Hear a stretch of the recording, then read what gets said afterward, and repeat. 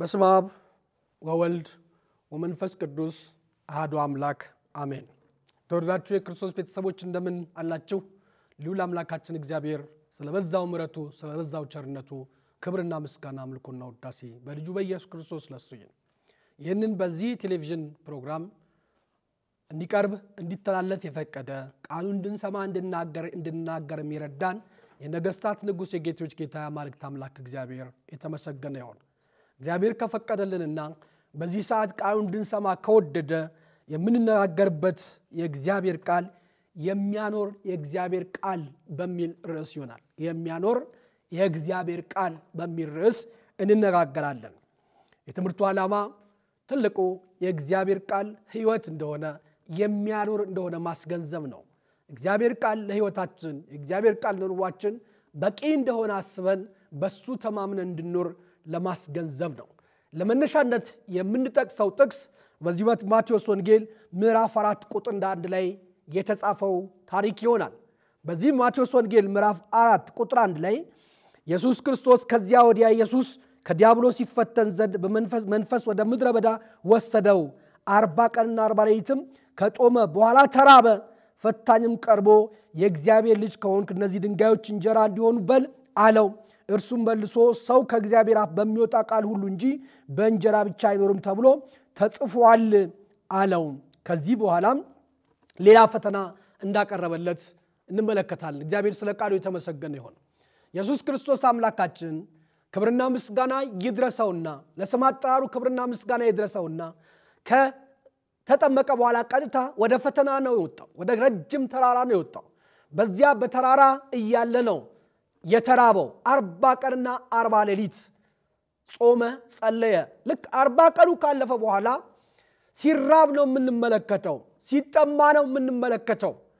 ስለዚህ ትላንትና አባቶቻችንን ባለባቸው ክፍተት ባለባቸው ድካም ገብቶ እንደተፈታተነ ሁሉ ዛሬም ዲያብሎስ ትርጉሙ ራሱ ፈታኝ ማለት ነውና ኢየሱስ ክርስቶስን ሊፈትነው ቀረበ ነው የሚለው። ኢየሱስ ክርስቶስን ሊፈትነው ቀረበ፣ ፈታኝም ቀርቦ ነው የሚለው።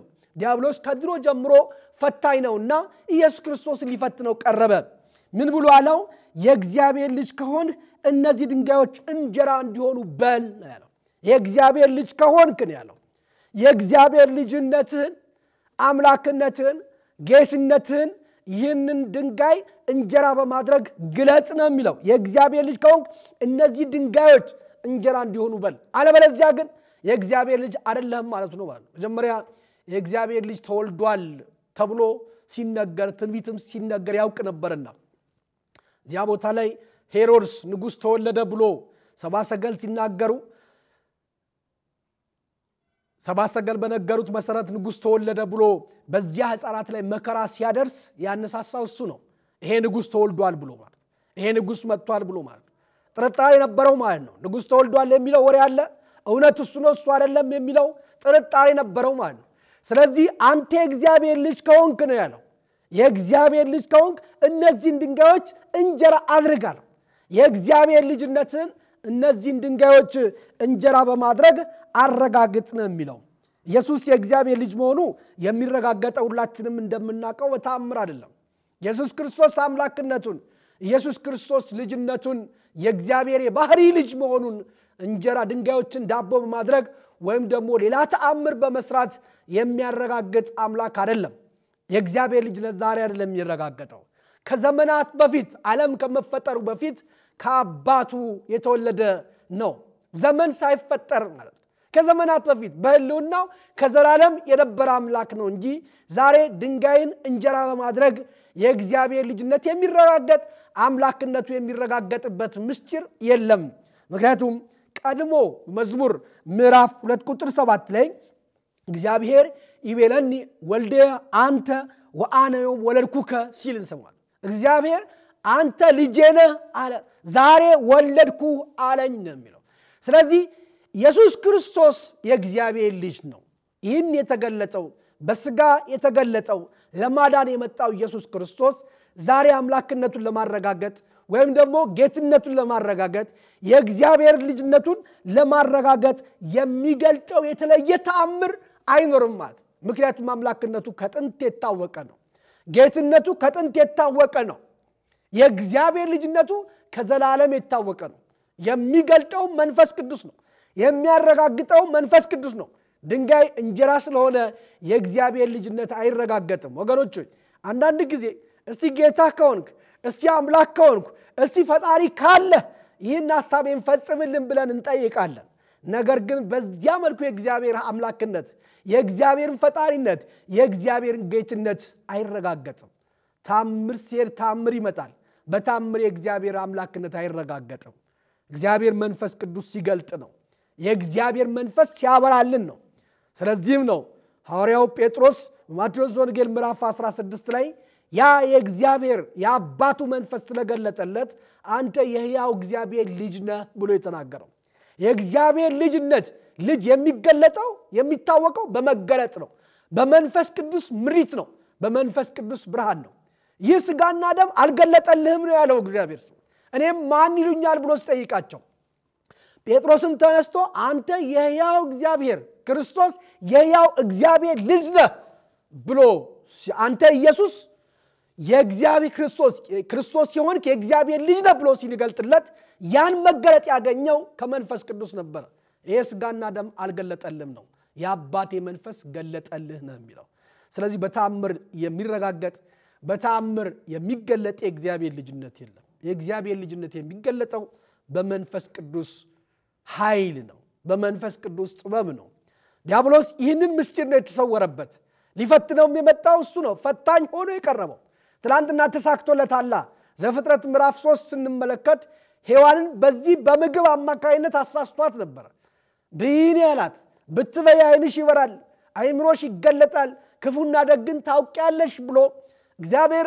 አትብሉ ያላቸውን እንዲበሉ አርጓቸዋል አዳም በዚያ ተሳስቶ ወድቋል የመጀመሪያዎቹ አባትና እናቶቻችን በዚህ እንደጣለ ስለሚያውቅ ኢየሱስ ክርስቶስንም በእንጀራ ሊፈትነው መጣ እንደተራባ አውቆ በደካማ ጎናችን ይገባል ዲያብሎስ ደካማ ጎናችን ማጥናት ነው የጠላት ስትራቴጂ ነው ዋናው ምንድነው ደካማ ጎን ያን ደካማ ጎን ይዞ መቅረብ ይህንን ደካማ ጎን አገኘው ብሎ ወደ ክርስቶስ የቀረበው ማለት ነው እንጀራ አድርግና አምላክነትን አረጋግጥ ድንጋዮቹን እንጀራ አድርግና የእግዚአብሔር ልጅነትን አረጋግጥ ነው ያለው እርሱ ግን አላወቀውም እንጂ አልተገለጠለትም እንጂ እሱ የሕይወት እንጀራ ነው ኢየሱስ ለስሙ ክብርና ምስጋና ይድረሰውና እንጀራን የሚሰጥ አይደለም ወይም ድንጋይን እንጀራ ማድረግ ሳይሆን ራሱ እንጀራ ነው ኢየሱስ ክርስቶስ ራሱ እንጀራ ነው የሕይወት እንጀራ ያውም የማያስርብ እንጀራ ነው ኢየሱስ ክርስቶስ እንዲህ ተብሎ እንደተጻፈ በዮሐንስ ወንጌል ምዕራፍ 6 ቁጥር 35 ላይ የሕይወት እንጀራ እኔ ነኝ ወደኔ የሚመጣ ከቶ አይራብም በእኔ የሚያምንም ሁሉ ጊዜ ከቶ አይጠማም ነው የሚለው ስለዚህ ኢየሱስ ክርስቶስ ራሱ የሕይወት እንጀራ ነው የሕይወት እንጀራ የሆነው አሁን አይደለም በፊት እነዛ አባቶቻችን ከሰማይ ወርዶ ይበሉት የነበረው መና ይሰጥ የነበረው እሱ ነው እንጀራው ምስቱ ነው ለስሙ ክብርና ምስጋና ይድረሰውና አንደኛ ቆሮንቶስ ምዕራፍ 10 ቁጥር 4 ላይም እንዲህ ተብሎ የተጻፈው ይከተላቸው ከነበረው ከመንፈሳዊ አለት ጠጥቷልና ያም ማለት ክርስቶስ ነበረ ይላል ስለዚህ እሱ በሚበላ በሚታይ ነገር አምላክነቱን ያረጋግጥ እሱ ሕያው አምላክ ነው ራሱ የማያስርብ የማያስጠማ ውሃ ነው የዘላለም ሕይወት ነው የዘላለም እንጀራ ነው ስለዚህ እንጀራ አድርግ ብሎ ሲፈትነው ይህንን ነገር ነው ያመጣበት ማለት ነው አለማወቁ ነው ሕይወት መሆኑን እንጀራ የሕይወት እንጀራ መሆኑን የሕይወት ውሃ መሆኑን ነው ያላወቀው ምህረቱን የሚያጠግብ አምላክ ነው አምላካችን ምህረቱን የሚሰጥ አምላክ ነው አምላካችን በምህረት የሚጎበኝ ጌታ ነው አምላካችን በሚበላ እንጀራ በሚጠጣ ውሃ አይታማም ታምሩን በዛ አይገልጥም አምላክነቱን በዛ አያረጋግጥም መዝሙር 90 ቁጥር 14 ላይ በማለዳ ምህረትን እንጠግባለን በዘመናችን ሁሉ ደስ ይላል ሐሴትም እናደርጋለን ይላል በማለዳ ምህረትን እንጠግባለን ያለ እንጀራ የሚያጠግብ አምላክ ነው አምላካችን እንጀራ አድርግ ተብሎ ጌትነቱ አንፈታተነው ፈታኝ ቀርቦ ነው የሚለው ፈተነው ነው የሚለው በዚያ አይፈተንም ክርስቶስ ምክንያቱም ራሱ የሕይወት እንጀራ ስለሆነ ራሱ የሕይወት ውሃ ስለሆነ በዚያ አይፈተንም አምላካችን ለዚህም ነው እርሱም መልሶ ምንድነው ያለው ሰው ከእግዚአብሔር አፍ በሚወጣ ቃል ሁሉ እንጂ በእንጀራ ብቻ አይኖርም ነው ሰው ከእግዚአብሔር አፍ በሚወጣ ቃል ሁሉ እንጂ በእንጀራ ብቻ አይኖርም ተብሎ ተጽፏል ብሎ ዘዳግም ምዕራፍ 8 ቁጥር 3 ላይ የተጻፈውን ጥቅስ ነው የጠቀሰበት። ዘዳግም ምዕራፍ 8 ቁጥር 3 ላይ እንዲህ ተብሎ ተጽፏል። ሰውም ከእግዚአብሔር አፍ በሚወጣ ነገር ሁሉ በሕይወት እንዲኖር እንጂ ሰው በእንጀራ ብቻ በሕይወት እንዳይኖር ያስታውቅ ዘንድ አስጨነቀ፣ አስራበህም፣ አንተም ያላወቅከውን አባቶችም ያላወቁትን መና አበላህ ይላል። ስለዚህ ሰው ከእግዚአብሔር አፍ በሚወጣ ቃል እንጂ በእንጀራ ብቻ አይኖርም ነው የሚለው። የእግዚአብሔር ቃል ሕይወት ነው። የእግዚአብሔር ቃል የሚያኖር ነው። የሚያኖር የእግዚአብሔር ቃል ነው ርዕሳችን። እኔ ስለተራብኩ አይደለም፣ ምግብ ስላልበላው አይደለም የምኖረው እያለው ነው። ምግብ ስላጣው አልሞትም፣ ምግብ ስላለም አልኖርም። የሚያኖር የእግዚአብሔር ቃል ነው። ምግብ አያስፈልግም አይደለም፣ ነገር ግን እሱ ብቻ አይደለም ነው። ሰው በእንጀራ ብቻ አይደለም። እንጀራ አስፈላጊ ነው፣ መብላት አስፈላጊ ነው፣ መጠጣትም አስፈላጊ ነው። ነገር ግን በሱ ብቻ አይደለም። ሌላ እንጀራ አለ፣ ሌላ የሚያኖር ሌላ ሕይወት የሆነ አለ፣ እርሱም የእግዚአብሔር ቃል ነው ብሎ ሲመልስለት እንመለከታለን። በታሪክ ሙሴ 40 ቀንና 40 ሌሊት እንጀራ ቆይቷል። እነ ኤልያስ እንደዚህ ቆይቷል። ክርስቶስም ራሱ እንደዚህ ቆይቷል። እሱ ከፈቀደ ማኖር የሚችል አምላክ ስለሆነ ማለት ያለ እንጀራ ማኖር የሚችል አምላክ ስለሆነ መኖሪያ የዘላለም አምላክ ነው ተብሎ ተጽፏልና በዚህ ዘዳግም ምዕራፍ 33 ቁጥር 27 ላይ መኖሪያ የዘላለም አምላክ ነው፣ የዘላለም ክንዶች ካንተ በታች ናቸው ተብሎ ተጽፏል። መኖሪያ የዘላለም አምላክ ነው። ስለበላነው እንጀራ አንኖርም ወገኖች፣ ስለጠጣነው ውሃ አንኖርም። ዲያብሎስ የመሰለውም ይሄን ነው ወደ ክርስቶስ ይዞት የቀረበው። ሰው በእንጀራ ብቻ አይኖርም። ሰው በዚህ በሚጠጣ ነገ በሚያስርብ ነገ በሚያስጠጣ በሚያስጠማ ውሃ አይኖርም፣ እንጀራ አይኖርም። የሚያኖር የእግዚአብሔር ፈቃድ ነው። የሚያኖር የእግዚአብሔር ቃል ነው። ስሙ ዛሬም ዘወትርም የተመሰገነ ይሁን።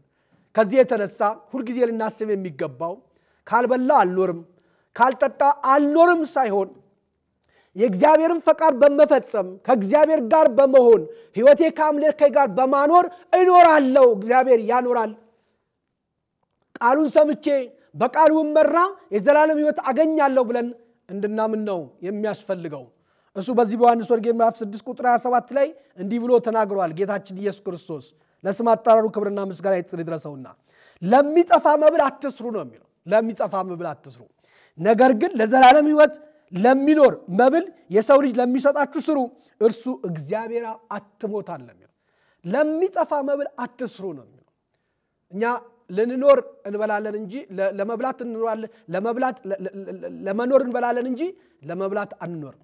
ምናልባት ሰው ይሄንን እንጀራ ብቻ ተስፋ አድርጎ ይሄንን ውሃ ብቻ ተስፋ አድርጎ የሚኖረው ለመብላት ነው ማለት ነው። ለመብላት አይደለም የምንኖረው፣ ለመኖር ግን እንበላለን። በእርግጥ ኃይል ያጸን እክል ያጸን ኃይለ ሰብ ተብሏል። እህል የሰውን ኃይል ያበረታል ይላል። ክርስቶስም ይሄ የምንበላው ምግብ አያስፈልግም አላለም። ግን በሱ ብቻ አይደለም ነው፣ በሱ ብቻ አይደለም ነው። ምንኖረው በእግዚአብሔር ቃል ነው። እንዳውም ዘላለማዊ ሕይወት ነገ ምግብ የማያስፈልግበት መጠጥ የማያስፈልግበት ከርሱ የሆነ ብቻ እየተመገብን የምንኖርበት ሰማያዊ ቤት አለን። ለዛ ራሳችን እንድናዘጋጅ ነው የሚገልጠው። ምክንያቱም ጠፊ ነው ይሄ የምንበላው ምግብ፣ የምንጠጣው መጠጥም ጠፊ ነው፣ ቀሪ ነው። አንደኛ ቆሮንቶስ ምዕራፍ 6 ቁጥር 13 ላይ አንደኛ ቆሮንቶስ ምዕራፍ 6 ቁጥር 13 ላይ እንዲህ ተብሎ ተጽፏል። መብል ለሆድ ነው፣ ሆድም ለመብል ነው፣ እግዚአብሔር ግን ይህንንም ያንንም ያጠፋቸዋል ይላል። ሆድም መብል ለሆድ ነው አለ፣ ሆድም ለመብል ነው፣ እግዚአብሔር ግን ይህንንም ያንንም ያጠፋቸዋል። ስጋ ግን ለጌታ ነው እንጂ ለዝሙት አይደለምና ጌታም ለስጋ ነው ይላል። እግዚአብሔር ስሙ የተመሰገነ ይሁን። መብል ለሆድ ነው አለ፣ ሆድም ለመብል ነው፣ እግዚአብሔር ይህንንም ያንንም ያጠፋቸዋል። የማይጠፋው የእግዚአብሔር ቃል ነው። ሰማይ ምድር ያልፋሉ፣ ቃሌ ግን አያልፍም ብሏል። የማያልፈውን ነው መመየት የሚያስፈልገው። የሚያኖር የእግዚአብሔር ቃል ነው ርዕሳችን። የሚያኖር የእግዚአብሔር ቃል ያ የማያልፈው የማይሻረው ሰማይና ምድር ያልፋሉ፣ ቃሌ ግን አያልፍም ነው። አንዲት ቃል እንኳን አትወድቅም ከኔ ቃል ነው የሚለው። የሚፈጸም የሚሆን የሚያደርግ የሚያኖር ይህንን ቃል ነው ማሰብም መኖርም ያለብን፣ መመለትም ያለብን። በሚያኖረው በእግዚአብሔር ቃል እንድንኖር ማለት ነው። በዚህ በሚታየው በሚጠፋው ሳይሆን በማይታየው በዘላለማዊ ሕይወት እንድንኖር ይህ ቃሉ ያኖራል ብለን እንድናምን ነው ማለት ነው። ዮሐንስ ወንጌል ምዕራፍ 4 ቁጥር 34 ላይ የኔስ መብል የላከኝን ፈቃድ አድርግ ዘንድ ስራውንም እፈጽም ዘንድ ነው ይላል። የክርስቲያን ፈቃዱ የክርስቲያን ስራው የእግዚአብሔርን ፈቃድ መፈጸም ነው። የእግዚአብሔርን ፈቃድ መፈጸም ምግብ እንደመብላት ነው። እንጀራ እንደመብላት፣ ውሃ እንደመጠጣት፣ ያውም የሚያኖር የዘላለም ማዕድ ተናግረው ነበር። እንዲህ ሲላቸው እንደውም ማን ምግብ አምጥቶለት በላ ይሆን ብለው ጠርጥረው ነበር ሐዋርያቱ። ያቺ ከሳምራዊቷ ጋር ሲናገር ነው ይህን ቃል የተናገረው። ብላ ሲሉት አይኔ የኔ መብል አላቸው። እኔ በልቻለሁ ሲላቸው የኔ መብል የላከኝን ፈቃድ አድርግ ዘንድ ስራውን መፈጽም ዘንድ ነው ያላቸው።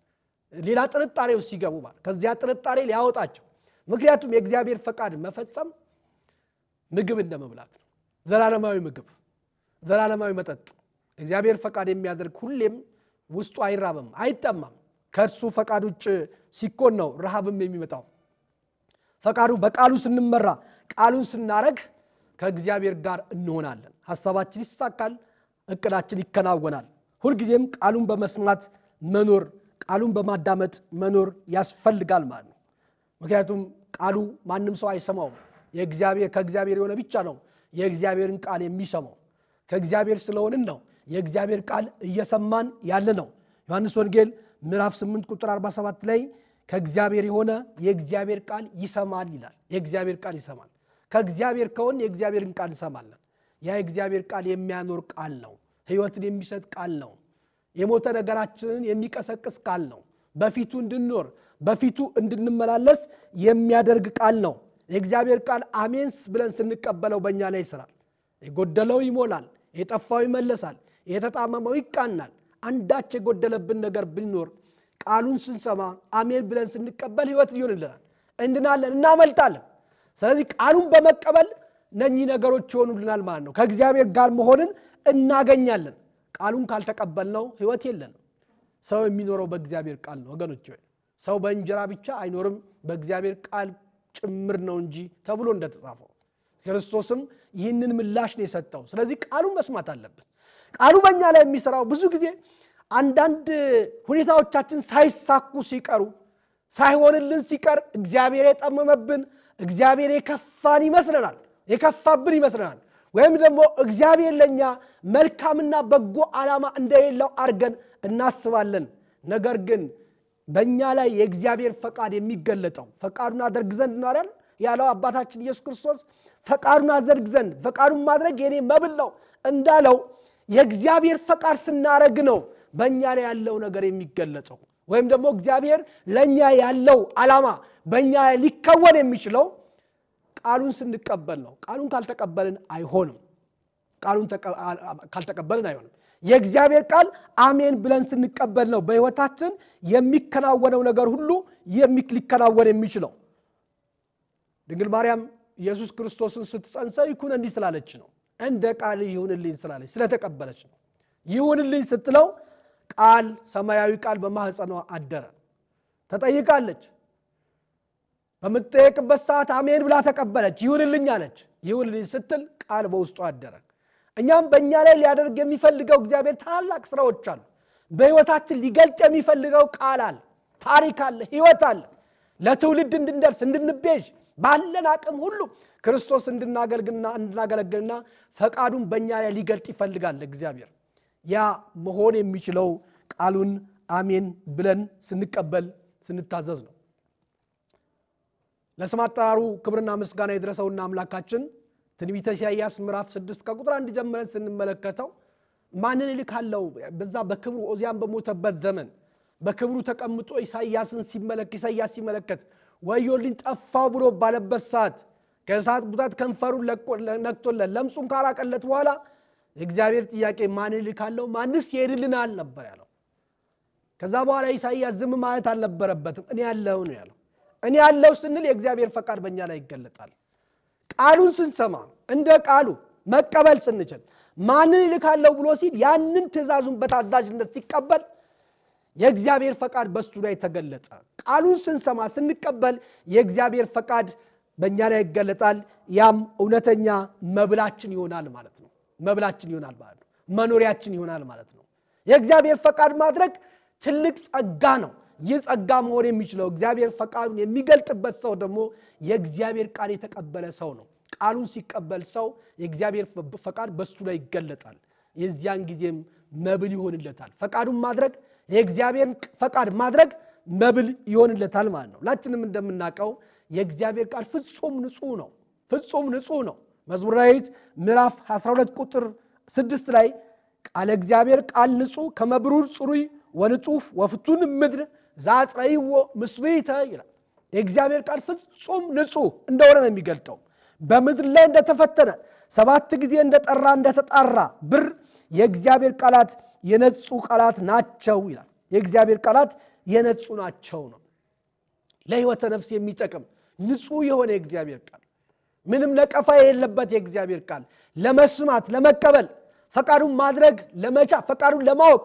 የእግዚአብሔርን ፈቃድ ማወቅ የምንችለው በፈቃዱ ውስጥ መኖር የምንችለው በሚያኖረው በእግዚአብሔር ቃል ነው ቃሉን ስንሰማ የሚሆንልን ነገር ነው ማለት ስለዚህ የነፍስ ምግብ የሆነው የእግዚአብሔር ቃል ሕይወት የሆነው የእግዚአብሔር ቃል ሁሉ ጊዜ የሕይወታችን መርህና የሕይወታችን መሰረት ልናረግ ይገባል ሰው በእግዚአብሔር ቃል የእግዚአብሔርን ቃል በእውነት ከተቀበለ ለቃሉ ከታዘዘ ቃሉን አሜን ብሎ ከተቀበለ ሕይወቱ በእውነት የለመለመ ሕይወት ነው የሚኖረው የለመለመ ነው የሚሆነው ከእግዚአብሔር ጋር ሁሉ ጊዜም ፈቃዱ የእግዚአብሔር ፈቃድ በርሱ የሚገለጥ አይነት ሰው ሊሆን ይችላል ማለት ነው የእግዚአብሔር ነፍስ ምግቧ የእግዚአብሔር ቃል ነውና ሁሌም ለእግዚአብሔር ቃል መታመን ይገባናል የእግዚአብሔርን ቃል ስንሰማ እንተርፋለን የእግዚአብሔር ቃል ስንሰማ እናመልጣለን ቃሉን ስንቀበል በሕይወት እንኖራለን የእግዚአብሔር ቃል ከዘላለም ሞት የሚያድን ስለሆነ የእግዚአብሔር ቃል ከዘላለም ሞት ይታደጋል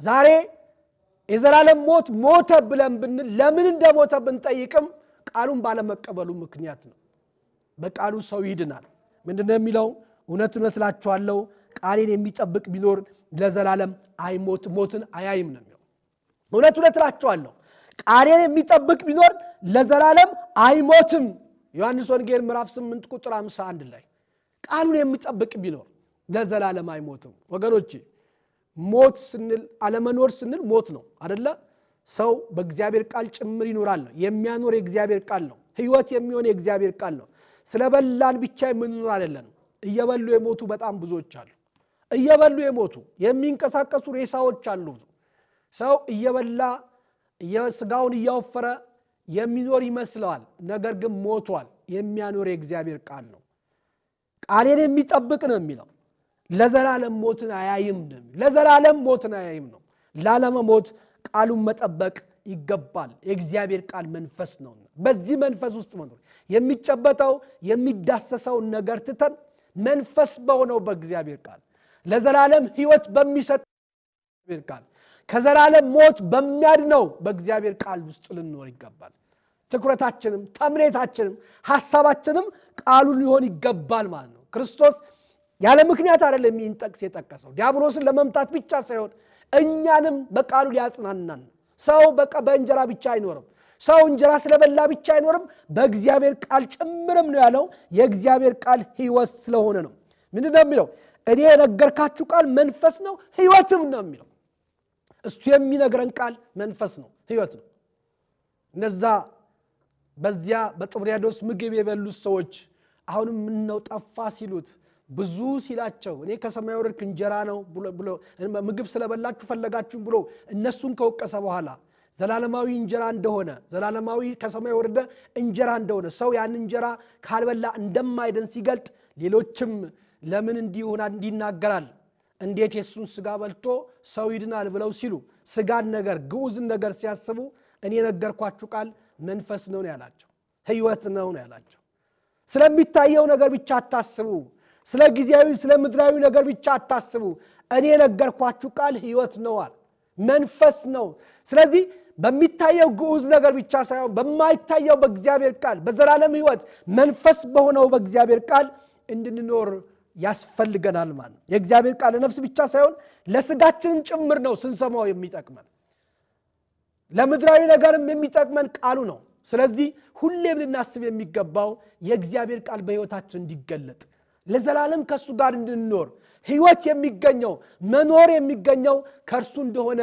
ማሰብና ማሰላሰል ይጠበቅብናል የእግዚአብሔር ቃል የሚቀበል ሁሌም በእግዚአብሔር ቃል ውስጥ የሚኖር የእግዚአብሔርን ቃል የሚያጠና ቃሉን የሚያሰላስል ቃሉን የሚከታተል ሁሌም ሕይወቱ የለመለመ ነው በለመለመ መስክ እንደኖረ አንድ ችግኝ ወይም ደግሞ ዛፍን ይመስላል በዚህ መስሉ ነው መዝሙረኛው ዳዊት የተናገረው መዝሙር 1 2 ላይ ነገር ግን በእግዚአብሔር ሕግ ደስ ይለዋል ሕጉንም በቀንና በሌሊት ያስባል እርሱም በውኃ ፈሳሾች ዳር እንደተተከለች ፍሬዋን በጊዜዋ እንደምትሰጥ ቅጠሏም እንደማይረግፍ ዛፍ ይሆናል የሚሰራውም ሁሉ ይከናወንለታል በስጋ በምድር ስንኖር ቃሉን መርህ ካደረግን የሕይወታችን መሰረት ካደረግን ቃሉ ያኖረኛል ካልን እሱ መከናወን ይኖርልናል ለመልማለን የደረቀ ማንነት አይኖረንም ማለት ነው የደረቀ ማንነት እንዳይኖረን ከእግዚአብሔር ጋር ግንኙነት እንዲኖረን የዘላለም ሕይወት እንዲኖረን ሁሉ ጊዜም በቃል ውስጥ መኖር ይገባናል ማለት ነው ቃሉን መስማት የሕይወት ሁሉ መሰረት እንደሆነ እሱ እግዚአብሔር ነው መንፈስ ነው ቃሉ መንፈስ ነው ስለዚህ እግዚአብሔር ታላቅ ስለሆነ ከሱም የሚወጣው ቃል ሕያው ስለሆነ ለቃሉ ታምነን መኖር እንዳለብን ነው ውስጣችን ማሳመን ያለብን አንዳንድ ጊዜ ቃሉን የምንሰማው ለነፍሳችን ብቻ እንደመሰለን አድርገን እንወስዷለን ግን ለነፍሳችን ብቻ አይደለም ቃሉ የሚጠቅመን ለስጋችንም ጭምር ነው በምድር ስንኖር መከናወን እንዲሆንልን እረፍት እንዲሆንልን ሕይወታችን እንዲለመልም ሁሌም ሕጉን ማጥናት ከእርሱ ጋር መሆን ያስፈልጋል ማለት ነው መዝሙር 118 ቁጥር 105 ላይም ቃልህ ለእግሬ መብራት ለመንገዴም ብርሃን ነው የሚለው ቃልህ ለእግሬ መብራት ለመንገዴም ብርሃን ነው ጨለማ እንዳይዘን በጣም ብዙዎቹ በጨለማ ሲድበሰበሱ ሲተራመሱ የምናገኘው ከቃሉ ስለወጡ ነው ከቃሉ ጋር ስንሆን ለእግራችን መብራት ይኖራል ለመንገዳችን ብርሃን ይሆንልናል ማለት ነው በብርሃን ማድረግ የሚጠበቅብን ነገር እናረጋለን ማለት ነው ቃሉን የሰጠ እግዚአብሔር ስሙ የተመሰገነ ይሁን የሚፈውስ ቃል የሚያድን ቃል የሚያበራ ቃል ሕይወት የሚሆን ቃል ስለሰጠን ማለት ይህ ቃል ነፍስን ብቻ ሳይሆን ስጋንም ይፈውሳል ያ የመቶ አለቃ ምንድነው ያለው ብላቴና ይፈወሳል ቃል ብቻ ተናገር ብላቴና ይፈወሳል የእግዚአብሔር ቃል ከስጋ በሽታችንም ይፈውሰናል ከነፍስ በሽታችንም ይፈውሰናል የነፍስም የስጋም መድኃኒት ነው ስለዚህ ይሄ ቃሉ ሁሌ ማጥናት ሁሌ ማየት ሁሌ ማሰላሰል ያስፈልጋል ማለት ነው ድነትን ለማግኘት ሕይወትን ለማግኘት በሱ ፊት ለመሆን የእግዚአብሔርን ሐሳብ ለመረዳት ቃሉን ማጥናት ያስፈልጋል የቃል ፍቺ ያበራል ሕፃናትንም ጠቢባን አስተዋዮች ያደርጋል አፌን ከፈትኩ አልከለከልኩም ወደ ትእዛዝ ናፍቄያለሁ ያለ መዝሙር 118 129 ላይ የቃሉ ፍቺ ያበራል የሚለው የጨለመብን ነገር ካለ ያልተፈታልን ነገር ካለ በቃሉ ውስጥ እናገኛለን የእግዚአብሔር ቃል የሁሉ ነገር መሰረት ነው የሁሉ ነገር የኑሯችን መርህ ነው ሁሉ ጊዜም ቃሉን የምናስተላልፍ ከሆነ በእግዚአብሔር ቃል ውስጥ የምንኖር ከሆነ በእውነት ያበራል የእግዚአብሔር ቃል አብርቶላቸው ነው ብዙዎቹ አሻግረው ያዩት ነቢያቱ ሐዋርያቱ ጻድቃኑ ሰማዕታቱ በዚያና መከራ ውስጥ ሁሉ ሊያርፉ የቻሉት ስለበራላቸው ነው የእግዚአብሔር ቃል ሲያበራ የዛሬን አይደለም የሚታየው የነገን አሻግሮ ማየት ይቻላል ስለዚህ ቃሉን እንቀበል በቃሉ ውስጥ እንኑር የዚያን ጊዜም ይበራልናል ፈቃዱንም ይገልጥልናል የእግዚአብሔር ፈቃድ የሚገለጠው በቃሉ ውስጥ ስለሆነ ማለት የእግዚአብሔር ቃል ፈቃድ የሚገለጠው በቃሉ ውስጥ ስለሆነ እግዚአብሔር በመጽሐፉ ለሰዎች ልጆች ይነግራል በመጽሐፉ ፈቃዱን ያሳውቃል ቃሉን መስማት ያለ መስማት ደግሞ የራስ ምርጫ ነው ከጥንት ጀምሮ ሲናገር ነበር ዕብራውያን ምዕራፍ 1 ስናነብ ከጥንት ጀምሮ እግዚአብሔር በብዙ አይነትና ጎዳና ለአባቶቻችን ተናግሮ ይላል በመጨረሻም በልጁ በኢየሱስ ክርስቶስ በመጨረሻው ዘመን በልጁ በኢየሱስ ክርስቶስ ተናገረን ነው የሚለው ስለዚህ እግዚአብሔር ይናገራል መስማት ያለ መስማት የራስ ፍላጎት ነው ምርጫ ነው እግዚአብሔር አስገድዶ ቃሉን እንድንሰማ ያደርገናል በቃሉ እንድንኖር ቃሉን መስማት አለብን ያንን ፍላጎታችን ሆኖ ፈቃዳችን ሆኖ ስንሰማው ግን ፈቃዱን ይገልጥልናል በሱ ውስጥ እንኖራለን አለመስማት ይቻላል መስማት በሕይወት ያኖራል አለመስማት ደግሞ ፍርድን ያመጣል ከፍርድ ለማምለጥ ከእግዚአብሔር ቁጣ ለማምለጥ ከክርስቶስ ቁጣ ለማምለጥ ዛሬ ቃሉን መስማት ያስፈልጋል በቃል ውስጥም መኖር ያስፈልጋል። ዕብራውያን 4:12 ላይ የእግዚአብሔር ቃል ሕያው ነውና የሚሰራም ሁለትም አፍ ካለው ሰይፍ ሁሉ ይልቅ የተሳለ ነው፣ ነፍስንና መንፈስንም ጅማትና ቅልጥምንም እስኪለይ ድረስ ይወጋል፣ የልብንም ስሜትና ሐሳብ ይመረምራል ይላል። ቃሉን ሰምቶ የማይጠብቀው ቢኖር የምፈርድበትን ያደለውም ነው የሚለው። እኔ የተናገርኩት ቃል እርሱ በመጨረሻው ቀን ይፈርድበታል ይላል ዮሐንስ ወንጌል ምዕራፍ 12 ቁጥር 47 ላይ። ስለዚህ ይህ የእግዚአብሔር ቃል ሕያው ስለሆነ እንዳይፈርድብን ከፍርድ በታች እንዳንሆን የእግዚአብሔር ቃል ልንሰማ ይገባል። ቃሉ ነው የሚፈርድበታል። እኔ አይደለሁም የሚፈርድበታል፣ የሚፈርድበት ቃሉ ነው የሚለው። ቃሉ ይፈርዳል። አለመስማት መብት ነው፣ ነገር ግን ቃሉ መፍረዱ አይቀርም። እንዳይፈረድብን ከፍርድ በታችም እንዳንሆን ሁልጊዜም ቃሉን ልንሰማ ይገባል።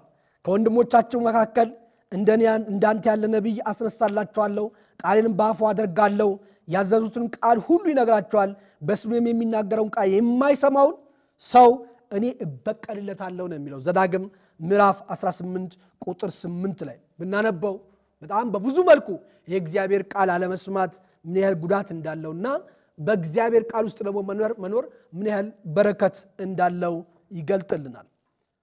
እግዚአብሔር ሁልጊዜም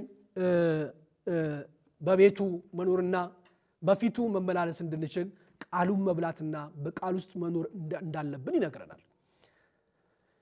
ሰው ከእግዚአብሔር ቃል ከራቀ የእግዚአብሔር ቃል ካልተቀበለ በቃሉ መመላለስ ካልፈቀደ ህይወቱ ባዶ ነው የሚሆነው፣ ኑሮ ባዶ ነው የሚሆነው፣ ህይወት ጨለማ ነው የሚሆንበት። የሰማዩን አይደለም የምድሩ ኑሮ የተሳካ አይሆንም። ስለዚህ ሁልጊዜም የእግዚአብሔር ቃል መስማት መብላት ከእግዚአብሔር ቃል ጋር መሆን ያስፈልጋል ማለት ነው። ትንቢተ ሕዝቅኤል ምዕራፍ 3 ቁጥር 3 ላይ የሰው ልጅ ሆይ አፍህ ይብላ፣ በምሰጥህም በዚህ መጽሐፍ ሆድህ ሙላ አለኝ፣ እኔም በላሁት፣ በአፌም ውስጥ እንደማር ጣፈጠኝ ነው የሚለው። እንደማር ጣፈጠኝ ይላል። ስለዚህ ይሄ እንደማር የሚጣፍጥ ሆዳችንን የሚፈውስ እኛነታችንን የሚፈውስ ሆዳችንን የሚሞላ ሆድህን ሙላ ነው የሚለው። በቃሉ ውስጥህን ሙላ ነው። በቃሉ ተሞላ፣ በቃሉ ውስጥ ኑር ነው ለማለት የፈለገው። በዚህ የምንኖርበትን ህይወት እንዲኖረን ሁልጊዜም ቃሉን ለመብላት ውስጣችንን ማዘጋጀት አለብን ማለት ነው። መብላት ብቻ አይደለም፣ የእግዚአብሔርን ቃል መስማት ብቻ አይደለም፣ ማዳመጥ ብቻ አይደለም፣ ማሰላሰልም ይጠበቅብናል፣ መጫወትም ይጠበቅብናል ቃሉን። ምክንያቱም ትውስታችን ሊሆን ስለሚገባ በነገሮች ሁሉ መከናወን እንዲሆንልን ቃሉን ሁሉ ከእግዚአብሔር ጋር መሮን እንድንችል ሁልጊዜም ማሰብ የሚገባን የእግዚአብሔር ቃል መሆን እንዳለበት ኢያሱ ምዕራፍ 1 ቁጥር 8 ላይ እንዲህ ተብሎ ነው የተጻፈው።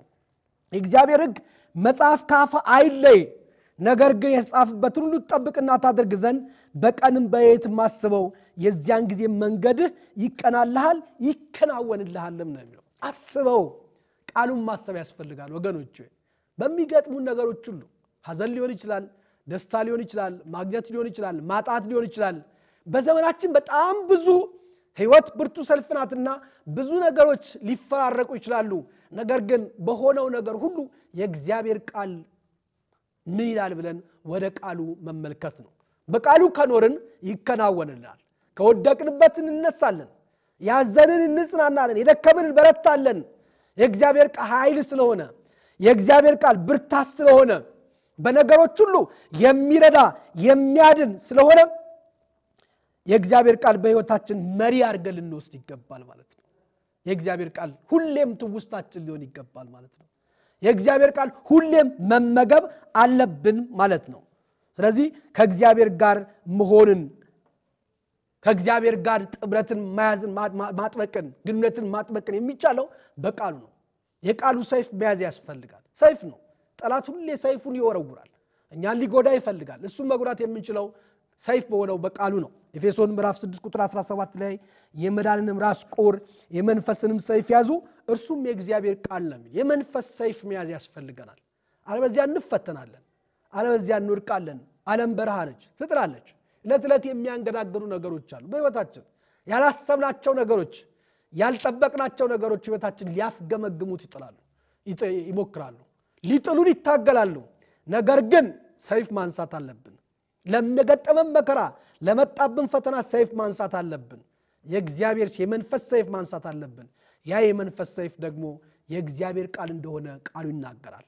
ይሄ ሰይፍ ከሌለን ሁሉ ጊዜም ደካሞች ነን የምንሆነው በህይወታችን አንዳንድ ቀን ቁጭ ብለን መስማት ብቻ አይደለም የሆነ ጊዜ ቁጭ ብለን ሰምተን የምንተው አይደለም የእግዚአብሔር ቃል ቀደም እንዳልነው ከማሰብ ባሻገር ከማስተላሰል ባሻገር እንደ ትጥቅ ከመያዝ ባሻገር ሁሌም እንደ ባህል ጫወታችን ሊሆን ይገባል የእግዚአብሔር ቃል ያ ሲሆን ነው ከሚመጣብን ቁጣ ከሚመጣብን መቅሰፍት የምናመልጠው በዚህ በዘዳግም ምዕራፍ 6 ቁጥር 6 ላይ ዘዳግም ምዕራፍ 6 ቁጥር 6 ላይ እኔም ዛሬ አንተን የማዘን ይህን ቃል በልብ ያዝ ይላል ለልጆችም ማስተምረው በቤትም ስትቀመጥ በመንገድም ስትሄድ ስትተኛም ስትነሳም ተጫወተው በእጅም ምልክት አድርገህ ሰረው በአይኖችም መካከል እንደ ክታብ ይሁንልህ ነው የሚለው እንደ ክታብ ይሁንልህ ነው የሚለው ስትቀመጥም ስትሄድም ተጫወተው ነው የሚለው ምክንያቱም ከብዙ ነገር ሊያድን ስለሚችል ሰው ህይወቱ ልምምዱ ሊሆን ይችላል ይገባል ማለት ነው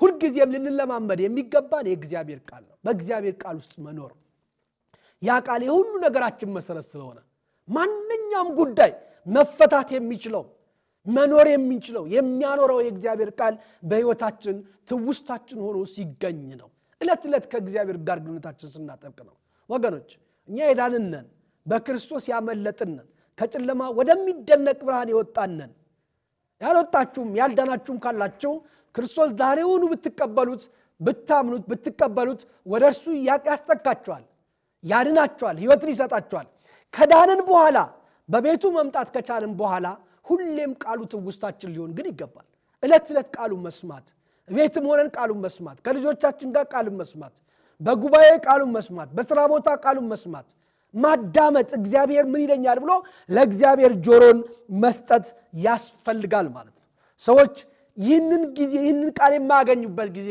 ስለሚመጣ ያን ቃል የሚናፍቁበት ጊዜ ስለሚመጣ ዛሬ አንቀበልም ያልነውን ዛሬ አንጠቀምበትም ያልነው ቃል ነገ ብንፈልገው እንኳን የማናገኝበት ሁኔታ ይኖራል ያ ዘመን ከመምጣቱ በፊት ዛሬ ቃሉን እንስማ እንደ ቃሉ እንመላለስ እንደ ቃሉ እንኑር የእግዚአብሔር ቃል ብርሃን ስለሆነ የእግዚአብሔር ቃል መብራት ስለሆነ የእግዚአብሔር ቃል መከናወንን ስለሚሰጠን ሁሉ ጊዜ የሚን ማሰብ ነው የሚኖርብን ነገ ይተበቃል የእግዚአብሔር ቃል የማንሰማበት ዘመን እንደሚመጣ ቃሉ የሚናፍቀን ናፍቀንም የማናገኘው ረጅም ዘመን ሊኖር ይችላል ያ ቀን ከመምጣቱ በፊት ግን የእግዚአብሔርን ቃል መስማት የእግዚአብሔርን ቃል ማዳመጥ ይኖርብናል ወገኖች ሆይ በትንቢተ አሞጽ ላይ ምዕራፍ 8 ቁጥር 11 እንዲህ ተብሎ ነው የተጻፈው አሞጽ ምዕራፍ 8 ቁጥር 11 ላይ እነሆ በምድር ላይ ራብን የምሰድበት ዘመን ይመጣል ይላል ጌታ እግዚአብሔር እርሱም የእግዚአብሔር ቃል ከመስማት እንጂ እንጀራን ከመራብና ውሃን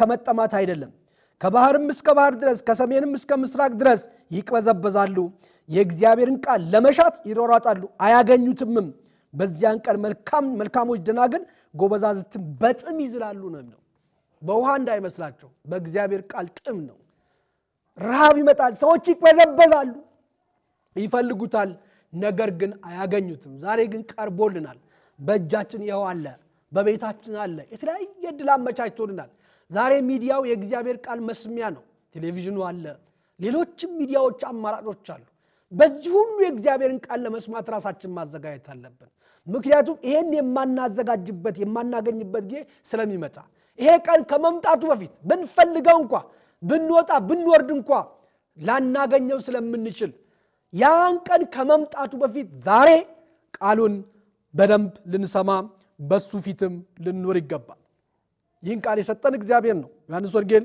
ምዕራፍ 17 ቁጥር 8 ላይ የሰጠኝን ቃል ሰጥቻቸዋልና እነርሱም ተቀበሉት ካንተም ዘንድ እንደወጣው በእውነት አወቁ አንተም እንደላከኝ አመኑ ነው የሚለው ቃልን ሰጥቻቸዋለሁ የሰጠኝን ቃል ሰጥቻቸዋለሁ ነው የሚለው ስለዚህ ቃል ወደኛ መጥቷል ክርስቶስ ለኛ ሰጥቶናል በዚህ ቃል ህይወት እንዲሆንልን ሁሌም በቃሉ ልናርፍ ይገባል የሚሰማኝ በርጋታ ይቀመጣል ከመከራ ስጋትም ያርፋል ተብሏል ወገኖች አንቅበዝበዝ አንጨነቅ አንቸገር ቃሉ ረፍት ነው አስተስተውሉም በዚህ በሉቃስ ወንጌል ምዕራፍ 10 ቁጥር 42 ላይ እንደምንመለከተው ማርታ የምትጨነቀው የምትዋከበውን አይቶ ክርስቶስ የሚያስፈልገው ግን ጥቂት ነው አንድ ነገር ነው ማርያም መልካም ዕድል መርጣለች ከርሷም አይወሰድባትም ነው የሚለው ከርሷም አይወሰድባትም ነው የሚለው የሚያስፈልገው ግን ጥቂት ነው ወይም አንድ ነገር ነው ማርያም መልካም ዕድል መርጣለችና ከርሷም አይወሰድባትም ነው የሚለው ስለዚህ የሚያስፈልገው ጥቂት ነው